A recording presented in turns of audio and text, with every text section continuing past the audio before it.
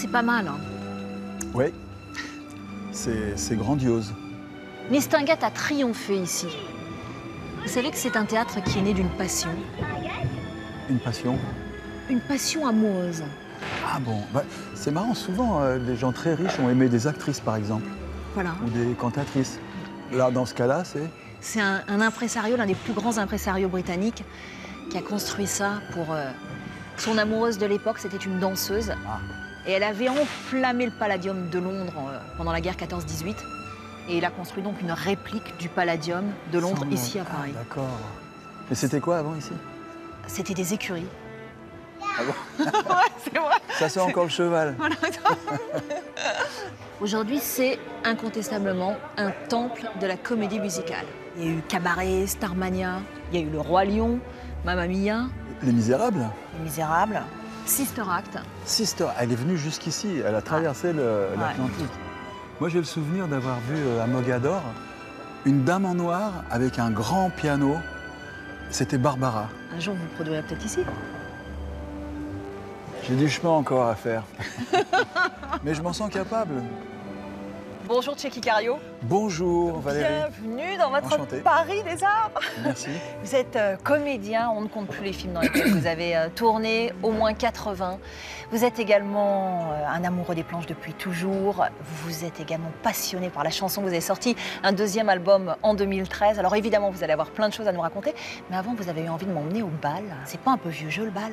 Non, pourquoi vieux jeu? Vous allez voir, c'est d'une modernité surprenante puisque ça a lieu aujourd'hui.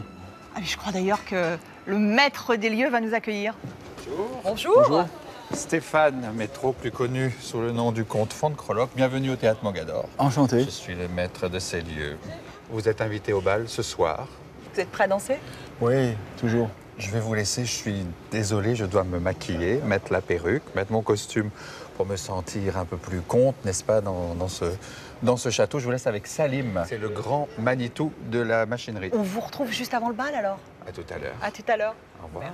Salim, le grand machiniste, celui qui fait bouger ses décors et qui les fait vivre. Je suis plutôt celui qui orchestre avec 6 machinistes sur le plateau et on a 2 opérateurs en passerelle. On fait un tour? Ouais, oui, avec plaisir. Donc là, on est côté coulisses jardin. Ça, c'est un cercueil, non? C'est un des 2 sarcophages du comte et de son fils. Il y a quelqu'un dedans? Bah oui, il est dedans, il fait dodo à cette heure-ci. C'est pas vrai. Ouais. On peut voir ou... Bien sûr, on va le voir.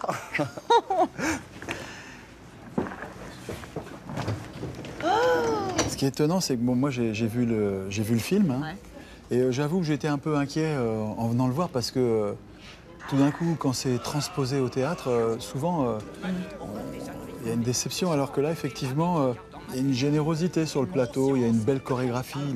En plus, ce qui m'a étonné, c'est que c'est pas du tout parler, c'est que chanter. 17 ans après la création à Vienne de la comédie musicale adaptée du film culte de Roman Polanski, Le Bal des Vampires, le spectacle arrive enfin à Paris, mise en scène bien sûr par le cinéaste. 17 ans, c'est le temps qu'il a fallu pour adapter le livret en français, mais surtout trouver des financements pour cette production digne de Broadway. Ce serait dommage de perdre le contrôle. Sur scène, 36 acteurs qui chantent et dansent, entraînés par un orchestre au grand complet. Bonsoir. Waouh. Bonsoir. Donc là, c'est la loge maquillage, impressionnant. C'est Monsieur le Comte. Vous faites peur, Ça là. vous va bien? Donc là, Monsieur le Comte, il se fait manucurer. Tous les soirs. Tous les soirs. Une bonne heure de Vous maquillage. jouez quoi, vous? On vous reconnaît pas en t-shirt? Je fais Sarah. C'est vous qui parlez avec cet accent? Ou... Je parle avec l'accent Vous, yiddish, tout à fait. vous parlez le yiddish? Je l'ai fait très très bien, j'ai les cartes électriques, je suis complètement stérilisé français.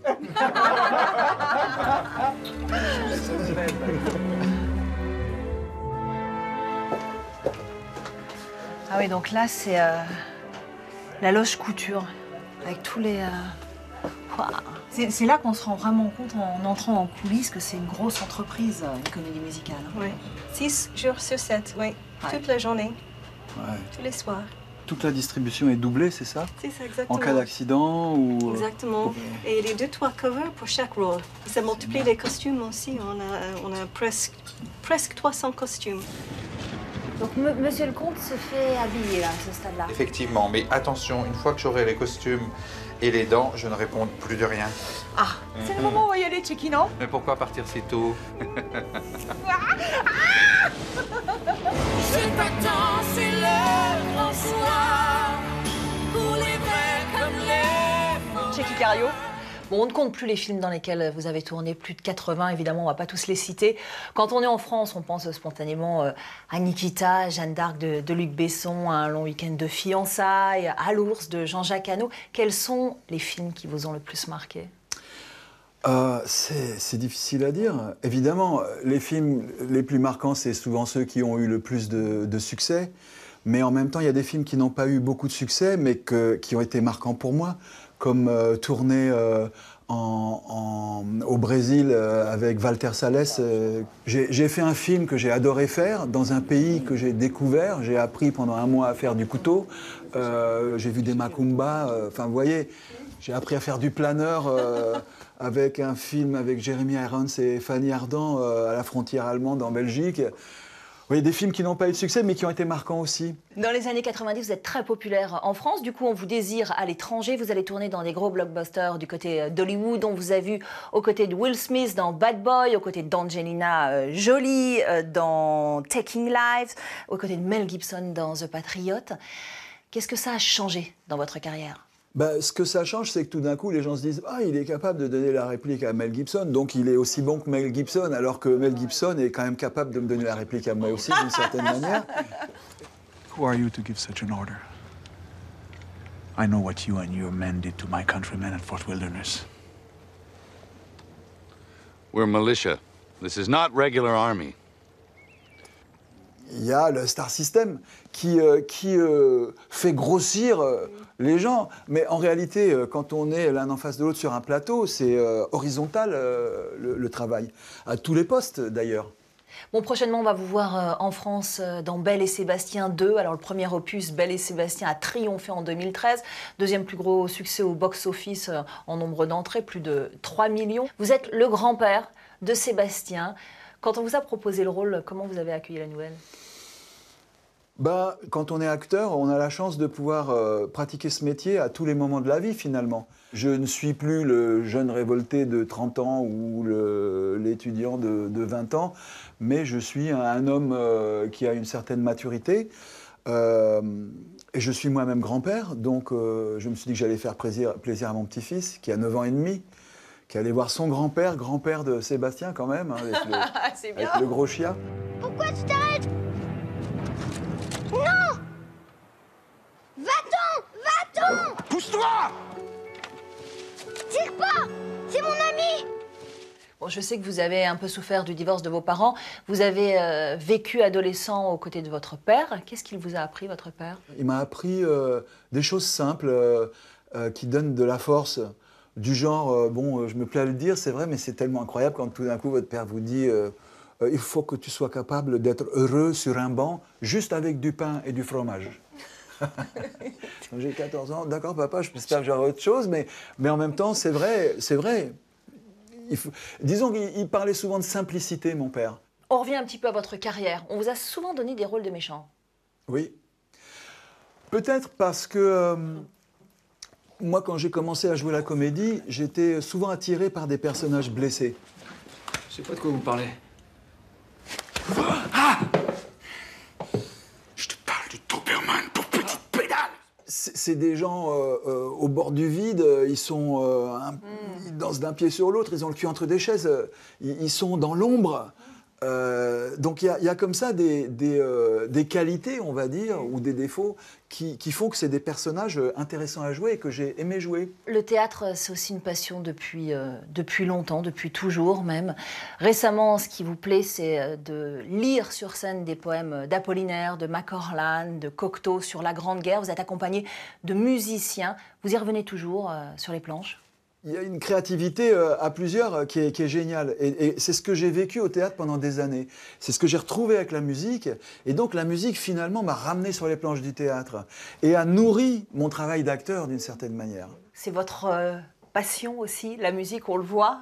Il y a des instruments partout.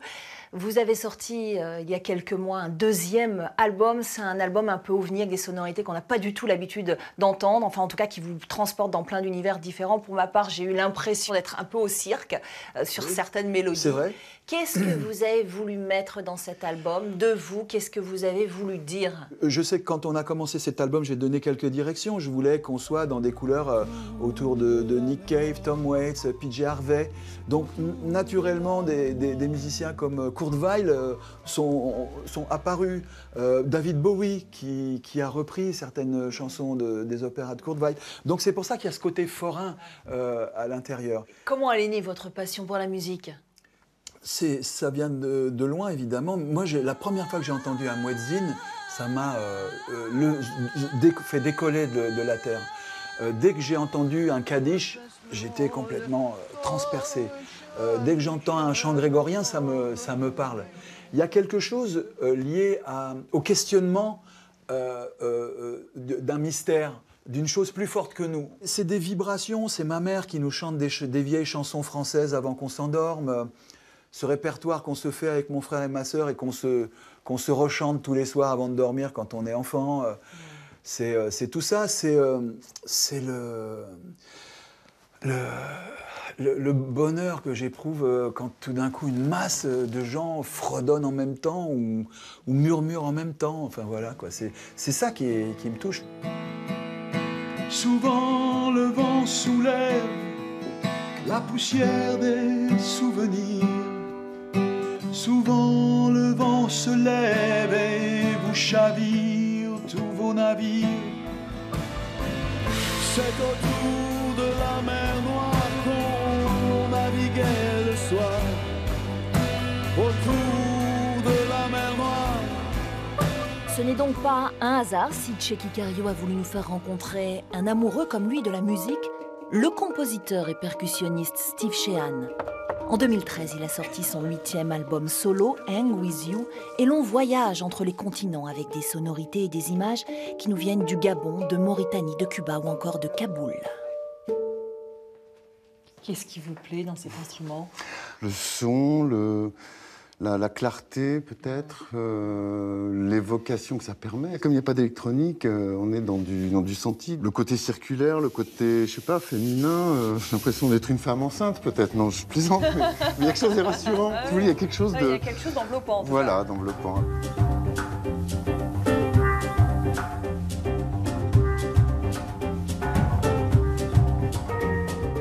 Et puis c'est vraiment un instrument qui permet beaucoup de choses. J'ai fait cet album un peu pour qu'il y ait un témoignage d'une chose un petit peu insolite et différente. Vous êtes un voyageur aussi. Je crois que votre musique est un peu indissociable de vos voyages. Ouais. Racontez-nous ça un peu. Qu'est-ce que vous allez chercher ailleurs? La mémoire, la trace. Il y a deux axes, il y a deux angles. Il y a la trace qui disparaît, des choses qui disparaissent vite, dans cette époque où tout va si vite et tout remplace tout. Et puis il y a un autre angle qui est plus la curiosité, apprendre.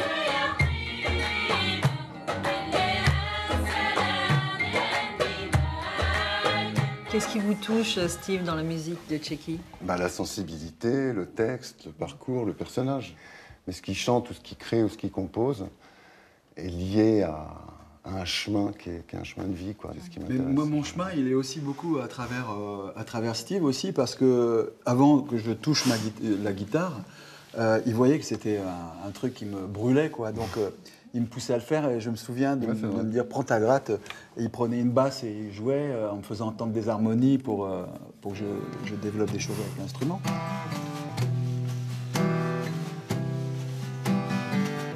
Elle n'aimait que la lavande, les cigarettes de contrebande et le jambon tout frais coupé dans la cuisse des douaniers. Gibraltar quand il est tard, comment faire la différence? Alors là, j'ai vu En contrebas, il y a un drôle d'instrument. Ouais, il est drôle. Qu'est-ce que c'est? C'est l'orgue de cristal des frères Vachet, un instrument qui a été inventé dans les années 50. J'ai toujours été attiré par les vers, la musique des vers.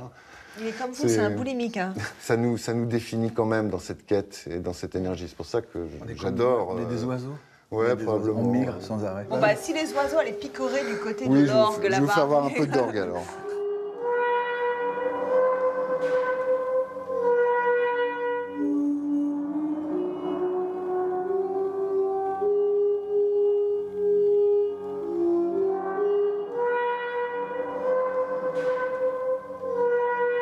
Pas d'orgue de cristal dans cette église de la Trinité, mais un bel endroit pour soumettre Tchéky Karyo à notre questionnaire du Paris des Arts. J'ai le souvenir de me promener dans le métro avec des amis et de passer des journées entières à jouer avec les gens, à faire de la musique, taper sur les bancs. Il y a eu la coupole, le Flore, il y a eu le restaurant rue des Pyrénées qui s'appelle le Jardin d'Istanbul. Mais ma cantine, c'est beaucoup chez moi parce que j'aime bien cuisiner. Peut-être le film de Polanski, justement, qui s'appelle Frantic. Il a changé.